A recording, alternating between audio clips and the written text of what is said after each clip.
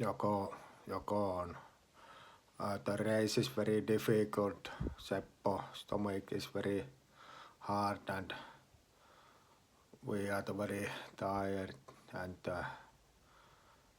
this is where is the Kimi? No, mä nyt olisin voinut sulle sanoa, että se olisi kannattanut laittaa ehkä vähän pitävämmät renkaat ja jotain. En mä tiedä, että jotain sä olisit voinut tehdä sen toisen. No niin kuin mä sanoin, race was very difficult, että mitä siinä nyt muuta olisi voinut tehdä, että tietenkin jos olisi saanut Ferrarin liippiksi, niin sehän olisi ollut. Joo, no kyllä mä voin sulle heittää.